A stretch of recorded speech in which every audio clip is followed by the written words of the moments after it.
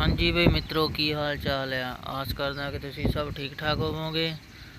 Qatar के बारे में हर नवी अपडेट जानने लिए मेरे चैनल को लाइक सबसक्राइब तो शेयर कर दियो ते नाल ही बैल आइकन का बटन दबा दियो ताकि हर एक नवी जानकारी तुहाडे कोल सब तो पहला पहुँचती रहे। ਵੀਰੋ ਅੱਜ ਅਸੀਂ ਗੱਲ ਕਰਨ जा रहे हैं कतर तो कैनेडा किवें जाइए। जिमें कि अपने बहुत वीर भरा ਇੱਥੇ ਗਲਫ ਦੇ ਵਿੱਚ ਸੁਪਨੇ ਲੈ ਕੇ ਆਉਂਦੇ ਆ ਜਾਂ ਉਹਨਾਂ ਨੂੰ ਕੋਈ ਕਹਿ ਦਿੰਦਾ ਆ ਕਿ ਤੁਸੀਂ ਇੰਡੀਆ ਤੋਂ ਬਹੁਤ ਵਾਰ ਟਰਾਈ ਕੀਤਾ, ਤੁਸੀਂ ਕੈਨੇਡਾ ਦਾ ਤੁਹਾਡਾ ਨਹੀਂ ਬਣਿਆ ਤੇ ਤੁਸੀਂ ਕਿਸੇ ਗਲਫ ਕੰਟਰੀ ਦੇ ਵਿੱਚ ਚਲੇ ਜਾਓ। ਉੱਥੇ ਜਾ ਕੇ ਤੁਸੀਂ ਟਰੱਕ ਦਾ ਲਾਇਸੈਂਸ ਬਣਾ ਲਓ। ਟਰੱਕ ਦਾ ਲਾਇਸੈਂਸ ਬਣਾ ਕੇ ਤੁਸੀਂ ਅਪਲਾਈ ਕਰ ਦਿਓ ਤੇ ਤੁਹਾਡਾ ਵੀਜ਼ਾ ਲੱਗ ਕੇ ਉੱਥੋਂ ਤੁਸੀਂ ਛੇਤੀ ਚਲੇ ਜਾਓਗੇ ਔਰ ਸਸਤੇ ਦੇ ਵਿੱਚ ਚਲੇ ਜਾਓਗੇ। ਇਹ ਜਿਹੜਾ ਸਸਤਾ ਸ਼ਬਦ ਆ ਵੀਰੋ, ਇਹੀ ਸਭ ਪਵਾੜੇ ਦੀ ਜੜ੍ਹ ਆ ਤੇ ਜਿਹਦੇ ਵਿੱਚ ਅਸੀਂ ਆ ਕੇ ਤੇ ਆਪਣਾ ਵੱਡਾ ਨੁਕਸਾਨ ਕਰਾ ਪੈਂਦੇ ਆ। ਜਿਵੇਂ ਅੱਜ ਕੱਲ੍ਹ ਮੈਂ ਤੁਹਾਨੂੰ ਕਤਰ ਦੇ ਵਿੱਚ ਦੱਸਦਾ ਕਿ ਕੀ ਹੋ ਰਿਹਾ ਆ। ਇੱਥੇ ਬਹੁਤ ਸਾਰੇ ਸੋਸ਼ਲ ਮੀਡੀਆ ਅਕਾਊਂਟ ਦੇ ਉੱਪਰ ਅੱਜ ਕੱਲ੍ਹ ਐਡਵਰਟਾਈਜ਼ਮੈਂਟ ਆ ਰਹੀਆਂ ਕਿ ਜਿਵੇਂ ਕਿ ਕੈਨੇਡਾ ਦੇ ਵਿੱਚ ਫਾਰਮ ਵਰਕਰ ਦੀ ਲੋੜ ਆ, ਟਰੱਕ ਡਰਾਈਵਰਾਂ ਦੀ ਲੋੜ ਆ, ਪੋਲਟਰੀ ਫਾਰਮ ਦੇ ਵਿੱਚ ਲੋੜ ਆ, ਜਾਂ ਕਿਤੇ ਪੈਕਿੰਗ ਵਾਲੀ ਕੰਪਨੀ ਦੇ ਵਿੱਚ ਲੋੜ ਆ, ਜਿੱਥੇ ਕਿ ਤੁਹਾਨੂੰ ਲੱਖਾਂ ਦੇ ਵਿੱਚ ਤਨਖਾਹ ਦੱਸੀ ਜਾਂਦੀ ਕਿ ਤੁਹਾਡੀ 2 ਲੱਖ 3 ਲੱਖ ਰੁਪਈਆ ਤਨਖਾਹ ਹੋਊਗੀ। ਜਿਨ੍ਹਾਂ ਨੂੰ ਦੇਖ ਕੇ ਆਪਣੇ ਵੀਰ ਭਰਾ ਉਹਨਾਂ ਏਜੰਟਾਂ ਦੇ ਨਾਲ ਕੰਟੈਕਟ ਕਰਦੇ ਆ ਅਤੇ ਜਦੋਂ ਉਹ ਉੱਥੇ ਜਾਂਦੇ ਆ ਤਾਂ ਉਹ ਉਹਨਾਂ ਦੇ ਅੱਗੇ ਕਈ ਟਰਮਸ ਐਂਡ ਕੰਡੀਸ਼ਨ ਰੱਖ ਦਿੰਦੇ ਆ, ਜਿਹਦੇ ਵਿੱਚ ਕਿ ਤੁਹਾਡੇ ਤੋਂ ਪਹਿਲਾਂ ਤੁਹਾਡਾ ਪਾਸਪੋਰਟ ਪੁੱਛਦੇ ਆ ਕਿ ਤੁਹਾਡੇ ਕੋਲ ਹੈਗਾ ਆ, ਅਤੇ ਜਿਹਦੇ ਵਿੱਚ ਉਹ ਪੁੱਛਦੇ ਕਿ ਤੁਹਾਡੇ ਪਾਸਪੋਰਟ ਦੀ 1 ਸਾਲ ਦੀ ਵੈਲਿਡਿਟੀ ਜਿਹੜੀ ਹੋਣੀ ਲਾਜ਼ਮੀ ਆ, ਕਿਉਂਕਿ ਤੁਹਾਡਾ ਅਸੀਂ 1 ਸਾਲ ਦਾ ਵਰਕ ਪਰਮਿਟ ਲਵਾ ਕੇ ਦੇਣਾ ਆ। ਉਸ ਤੋਂ ਬਾਅਦ ਤੁਹਾਡਾ +2 ਦਾ ਸਰਟੀਫਿਕੇਟ ਮੰਗਿਆ ਜਾਂਦਾ ਆ ਕਿ ਉਹ ਤੁਹਾਡੇ ਕੋਲ ਅਵੇਲੇਬਲ ਹੋਣਾ ਚਾਹੀਦਾ ਆ। ਤੁਹਾਡਾ ਜਨਮ ਸਰਟੀਫਿਕੇਟ, ਬਰਥ ਸਰਟੀਫਿਕੇਟ ਹੋਣਾ ਚਾਹੀਦਾ, ਜ਼ਰੂਰੀ ਆ। ਉਸ ਤੋਂ ਇਲਾਵਾ ਉਹ ਪੁੱਛਦੇ ਆ ਕਿ ਤੁਸੀਂ ਆਇਲਸ ਕੀਤੀ ਹੋਈ ਆ, ਔਰ ਆਇਲਸ ਕੀਤੀ ਹੈ ਤਾਂ ਉਹ ਜਰਨਲ ਦੇ ਵਿੱਚ ਹੋਣੀ ਚਾਹੀਦੀ ਆ। ਈਚ ਤੁਹਾਡੇ ਹਰ ਮੋਡਿਊਲ ਦੇ ਵਿੱਚੋਂ 5 ਬੈਂਡ ਹੋਣੇ ਜ਼ਰੂਰੀ ਆ। ਕਈ ਮੇਰੇ ਵੀਰ ਭਰਾ ਹੁੰਦੇ ਆ ਜਿਹੜੇ ਗਲਫ ਕੰਟਰੀ ਦੇ ਵਿੱਚ ਆਉਂਦੇ ਇਸੇ ਕਰਕੇ ਆ ਕਿ ਅਸੀਂ ਉੱਥੋਂ ਆਪਣਾ ਲਾਇਸੈਂਸ ਬਣਾ ਕੇ ਤੇ ਚਲੇ ਜਾਈਏ। ਉਹ ਆਇਲਸ ਪਹਿਲਾਂ ਹੀ ਕੰਪਲੀਟ ਕਰਕੇ ਆਉਂਦੇ ਆ। ਜਦੋਂ ਉਹ ਚਲੇ ਜਾਂਦੇ ਉੱਥੇ ਜਾ ਕੇ ਉਹਨਾਂ ਨੂੰ ਇਹ ਸਾਰਾ ਕੁਝ ਦੱਸਿਆ ਜਾਂਦਾ ਅਤੇ ਨਾਲ ਹੀ ਉਹਨਾਂ ਨੂੰ ਕਿਹਾ ਜਾਂਦਾ ਕਿ ਅਸੀਂ ਤੁਹਾਡੀ ਜਿਹੜੀ ਫਾਈਲ ਲਗਾਉਣ ਤੋਂ ਫਾਈਲ ਬਣਾਉਣ ਤੋਂ ਪਹਿਲਾਂ ਤੁਹਾਡੇ ਤੋਂ 5000 ਰਿਆਲ ਇੱਧਰ ਆ ਕਤਰ ਦਾ ਉਹ ਲਿਆ ਜਾਵੇਗਾ, ਜਿਹਦੇ ਵਿੱਚ 1 ਸਾਲ ਤੁਸੀਂ ਸਾਨੂੰ ਪੁੱਛ ਨਹੀਂ ਸਕਦੇ ਹੈਗੇ ਕਿਉਂਕਿ ਇਹ ਪ੍ਰੋਸੈਸ ਆ ਜਿਹੜਾ ਇਹ ਹੌਲੀ ਹੌਲੀ ਚੱਲਦਾ ਆ। ਅਤੇ ਅਗਰ ਇਨ ਕੇਸ ਤੁਹਾਡਾ ਵੀਜ਼ਾ ਨਹੀਂ ਲੱਗਦਾ ਤਾਂ ਤੁਹਾਨੂੰ ਇਹਦੇ ਵਿੱਚੋਂ 70% ਜਾਂ ਕੋਈ 75% ਕਹਿ ਦਿੰਦਾ ਤੁਹਾਨੂੰ ਵਾਪਸ ਕਰ ਦਿੱਤਾ ਜਾਵੇਗਾ। ਵੀਰੋ ਹੁਣ ਤੁਹਾਨੂੰ ਇਹ ਦੱਸੀਏ ਕਿ ਇਹ ਸਭ ਇੱਥੇ ਫਰੋਡ ਹੋ ਰਿਹਾ ਆ। ਤੁਸੀਂ ਵੀ ਜੇ ਕੋਈ ਮੇਰਾ ਵੀਰ ਭਰਾ ਇਹਨਾਂ ਏਜੰਟਾਂ ਦੀ ਗੱਲਾਂ ਦੇ ਵਿੱਚ ਆਇਆ ਹੈ ਤਾਂ ਗਲਤੀ ਨਾ ਕਰ ਬੈਠਿਓ, ਕਿਉਂਕਿ ਇਹਦੇ ਵਿੱਚ ਇੱਕ ਤਾਂ ਤੁਹਾਡੇ ਪੈਸੇ ਜਾਂਦੇ ਆ, ਦੂਜਾ ਇਹਦੇ ਵਿੱਚ ਅਗਰ ਉਹ ਤੁਹਾਡਾ ਵੀਜ਼ਾ ਅਪਲਾਈ ਕਰ ਵੀ ਦਿੰਦੇ ਆ, ਇਨ ਕੇਸ ਤੁਹਾਡੀ ਰਿਫਿਊਜ਼ਲ ਲੱਗ ਜਾਂਦੀ ਆ ਤਾਂ ਤੁਸੀਂ ਫਿਰ ਬਾਅਦ ਦੇ ਵਿੱਚ ਜਾਣ ਲਈ ਤੁਸੀਂ ਐਲੀਜੀਬਲ ਨਹੀਂ ਹੈਗੇ। ਹਾਂਜੀ, ਉਹਦੇ ਲਈ ਤੁਹਾਡੇ ਦੇ ਉੱਪਰ ਇਹਦੇ ਨਾਲ ਵੀਰੋ ਤੁਹਾਡੇ ਉੱਪਰ 1 ਸਾਲ ਦਾ ਬੈਨ ਲੱਗ ਜਾਂਦਾ ਆ। ਜਦੋਂ ਕਿ ਤੁਸੀਂ ਫਿਰ ਅਪਲਾਈ ਕਰੋਗੇ ਤਾਂ 1 ਸਾਲ ਤੋਂ ਬਾਅਦ ਹੀ ਤੁਸੀਂ ਅਪਲਾਈ ਕਰ ਸਕਦੇ ਆ।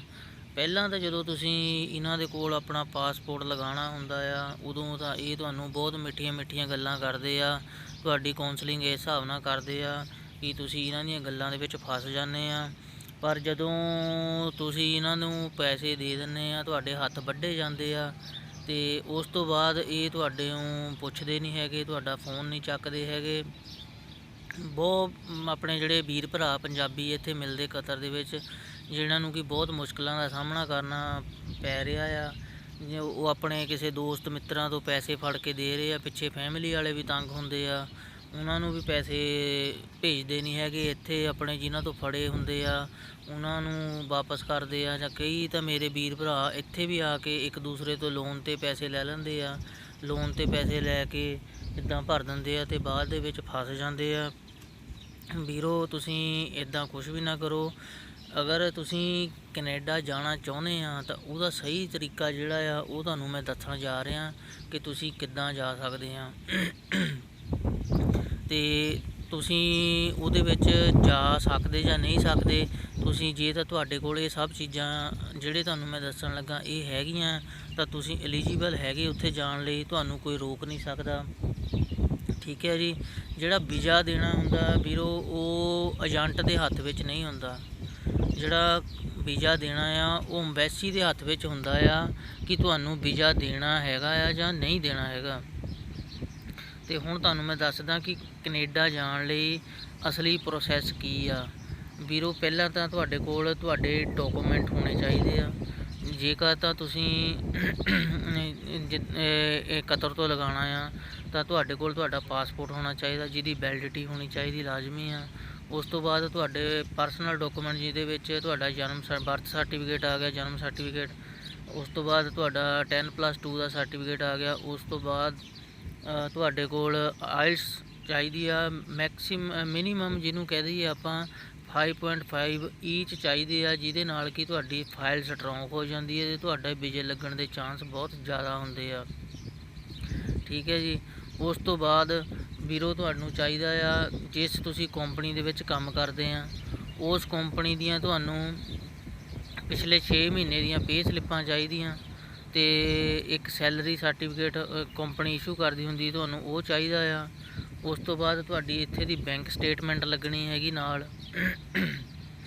ਬੈਂਕ ਸਟੇਟਮੈਂਟ ਲੱਗਣ ਤੋਂ ਬਾਅਦ ਵਿੱਚ ਕੰਪਨੀ ਦਾ ਇੱਕ ਲੈਟਰ ਹੁੰਦਾ ਆ ਜਿਹਦੇ ਵਿੱਚ ਲਿਖਿਆ ਹੁੰਦਾ ਕਿ ਇਹ ਸਾਡਾ ਇੰਪਲੋਈ ਆ ਅਤੇ ਇਹ ਐਸ ਪ੍ਰੋਫੈਸ਼ਨ ਦੇ ਵਿੱਚ ਟਰੱਕ ਡਰਾਈਵਰ ਜਾਂ ਕਿਸੇ ਹੋਰ ਦੇ ਵਿੱਚ ਆ। ਟਰੱਕ ਡਰਾਈਵਰ ਦਾ ਮੈਂ ਦੱਸ ਰਿਹਾ ਜ਼ਿਆਦਾ। ਟਰੱਕ ਡਰਾਈਵਰ ਦੇ ਵਿੱਚ ਸਾਡੇ ਕੋਲ ਇੰਨੇ ਸੰਨ ਤੋਂ ਲੈ ਕੇ ਹੁਣ ਤੱਕ ਇਹ ਸਾਡੇ ਕੋਲ ਜੋਬ ਕਰਦਾ ਰਿਹਾ, ਇਹਦੀ ਪਰਫੋਰਮੈਂਸ ਜਿਹੜੀ ਬਹੁਤ ਅੱਛੀ ਆ, ਉਹ ਸਾਰਾ ਉਹਦੇ ਕੁਝ ਵਿੱਚ ਲਿਖਿਆ ਹੁੰਦਾ ਅਤੇ ਉਹਦੇ ਵਿੱਚ ਕੰਪਨੀ ਦੀ ਸਟੈਂਪ ਹੁੰਦੀ ਆ, ਉਹ ਤੁਹਾਨੂੰ ਦੇਣਾ ਪੈਂਦਾ ਆ। ਠੀਕ ਹੈ ਜੀ। ਉਸ ਤੋਂ ਬਾਅਦ ਤੁਸੀਂ ਜਿਹੜਾ ਵੀ ਆਪਣਾ ਜਿਹੜੇ ਤੁਹਾਡੇ ਡਾਕੂਮੈਂਟ ਆ, ਇਹ ਡਾਕੂਮੈਂਟ ਤੁਸੀਂ ਸਾਰੇ ਆਪਣੇ ਇਕੱਠੇ ਕਰਕੇ, ਜੇਕਰ ਤੁਹਾਡਾ ਕੋਈ ਉੱਧਰ ਰਿਸ਼ਤੇਦਾਰ ਹੈਗਾ ਆ ਤੁਸੀਂ ਉਹਨੂੰ ਸੈਂਡ ਕਰੋ ਤਾਂ ਕਿ ਉਹ ਉੱਧਰੋਂ ਕੋਈ ਇਮੀਗ੍ਰੇਸ਼ਨ ਲਾਇਰ ਲੱਭ ਕੇ ਅਤੇ ਉਹ ਤੁਹਾਡੀ ਉੱਧਰੋਂ ਫਾਈਲ ਰੈਡੀ ਕਰਾ ਸਕੇ। ਵੀਰੋ ਜਿਹੜੀ ਉਹ ਵੀ ਰਿਸ਼ਤੇਦਾਰ ਜਿਹੜਾ ਤੁਹਾਡਾ ਲਗਾਏਗਾ ਉਹਦੇ ਵਿੱਚ ਵੀ ਜਿਹੜੀ ਤੁਹਾਡੀ LMIA ਆ, ਜਿਹਨੂੰ ਲੀਮੀਆ ਵੀ ਕਹਿ ਦਿੰਦੇ ਆ, ਉਹ ਇੰਨੀ ਛੇਤੀ ਸੌਖੀ ਨਹੀਂ ਨਿਕਲਦੀ। ਉਹਨੂੰ ਜਦੋਂ ਅਪਲਾਈ ਕਰਦੇ ਆ ਤਾਂ ਉਹਨੂੰ ਅਪਲਾਈ ਕਰਨ ਦੇ ਵੀ ਕੁਛ ਉਹਨਾਂ ਨੇ ਟਰਮ ਐਂਡ ਕੰਡੀਸ਼ਨ ਰੱਖੀਆਂ ਹੋਈਆਂ ਆ, ਜਿਹਦੇ ਵਿੱਚ ਕਿ ਉਹਨਾਂ ਨੂੰ ਸੋਸ਼ਲ ਮੀਡੀਆ ਸਾਈਟ 'ਤੇ ਕੈਨੇਡਾ ਦੇ ਵਿੱਚ ਪਹਿਲਾਂ ਉਹਨਾਂ ਨੂੰ ਦੱਸਣਾ ਪੈਂਦਾ ਆ ਕਿ ਸਾਨੂੰ ਇਹ ਬੰਦਾ ਇਸ ਫੀਲਡ ਦੇ ਵਿੱਚ ਚਾਹੀਦਾ ਆ। ਠੀਕ ਹੈ ਜੀ। ਉਸ ਤੋਂ ਬਾਅਦ ਟੈਲੀਵਿਜ਼ਨ ਦੇ ਉੱਤੇ ਉਹਨਾਂ ਦੀ ਐਡਵਰਟਾਈਜ਼ਮੈਂਟ ਚੱਲਦੀ ਆ 40 ਦਿਨ ਵਾਸਤੇ। 40 ਦਿਨ ਤੋਂ ਬਾਅਦ ਫਿਰ ਉਹ ਗੌਰਮੈਂਟ ਨੂੰ ਇੱਕ ਲੈਟਰ ਲਿਖਦੇ ਆ, ਮੇਲ ਕਰਦੇ ਆ, ਜਿਹਦੇ ਵਿੱਚ ਕਹਿੰਦੇ ਆ ਕਿ ਸਾਨੂੰ ਇੱਥੇ ਸਾਡੀ ਰਿਕੁਆਇਰਮੈਂਟ ਦੇ ਹਿਸਾਬ ਨਾਲ ਕੋਈ ਵਧੀਆ ਬੰਦਾ ਨਹੀਂ ਮਿਲਿਆ ਅਤੇ ਅਸੀਂ ਹੁਣ ਇਹ ਜਿਹੜਾ ਬੰਦਾ ਆ ਉਹ ਇੰਡੀਆ ਤੋਂ ਸੱਦਣਾ ਚਾਹੁੰਦੇ ਹਾਂ। ਅਤੇ ਫਿਰ ਵੀਰੋ ਉਸ ਤੋਂ ਬਾਅਦ ਤੁਹਾਡੀ ਜਿਹੜੀ LMIA ਆ ਉਹ ਤੁਹਾਡੀ ਅਪਰੂਵ ਹੁੰਦੀ ਆ। ਅਪਰੂਵ ਹੋਣ ਤੋਂ ਬਾਅਦ ਉਹ ਤੁਹਾਡੇ ਕੋਲ ਇੰਡੀਆ ਆਉਂਦੀ ਆ। ਫਿਰ ਇੰਡੀਆ ਜਾਂ ਕਤਰ, ਇੱਥੇ ਤੁਸੀਂ ਅਗਰ ਇੱਥੋਂ ਲਗਾਉਣਾ ਚਾਹੁੰਦੇ ਹੋ ਤਾਂ ਇੱਥੋਂ ਵੀ ਲਗਾ ਸਕਦੇ ਆ।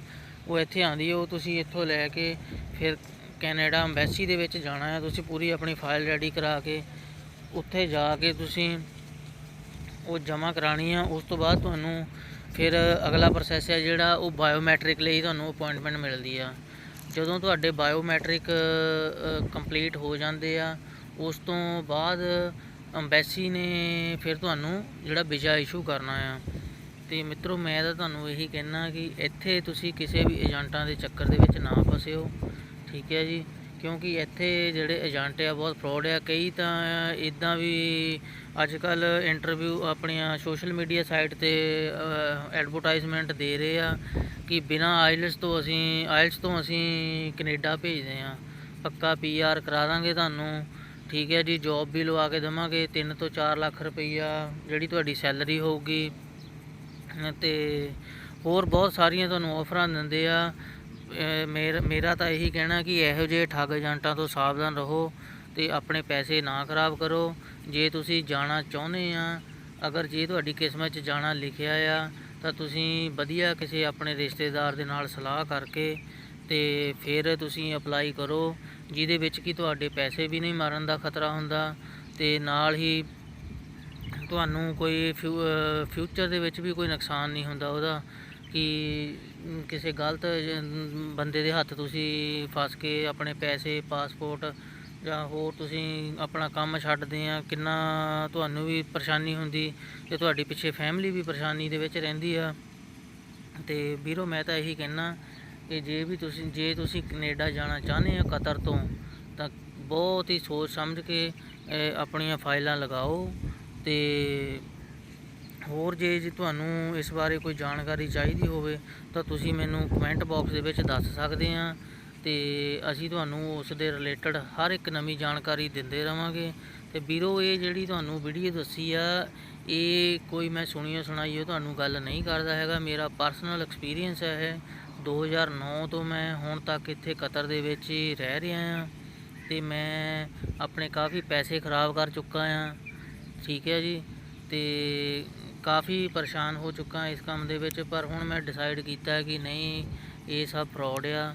ਇੱਥੇ ਜਿੰਨੇ ਵੀ ਏਜੰਟ ਬੈਠੇ ਆ ਸਭ ਝੂਠੇ ਲਾਰੇ ਲਾਉਂਦੇ ਆ ਤੇ ਸਾਰੇ ਪੈਸੇ ਖ਼ਰਾਬ ਹੁੰਦੇ ਆ। ਹੁਣ ਇੱਥੇ ਹੀ ਕੰਮ ਕਰਨ ਦਾ ਮਨ ਬਣਾਇਆ ਆ, ਅਗਰ ਕਿਸਮਤ ਦੇ ਵਿੱਚ ਹੋਇਆ ਤਾਂ ਜ਼ਰੂਰ ਚਲੇ ਜਾਵਾਂਗੇ। ਜੇ ਤੁਹਾਨੂੰ ਵੀ ਹੋਰ ਕੋਈ ਜਾਣਕਾਰੀ ਚਾਹੀਦੀ ਹੈ ਤਾਂ ਸਾਨੂੰ ਕਮੈਂਟ ਦੇ ਵਿੱਚ ਦੱਸ ਦਿਓ, ਅਸੀਂ ਉਹਦੇ ਰਿਲੇਟਡ ਤੁਹਾਡੇ ਲਈ ਵੀਡੀਓ ਬਣਾ ਕੇ ਤੁਹਾਨੂੰ ਗਾਹਾਂ ਭੇਜਦੇ ਰਹਾਂਗੇ।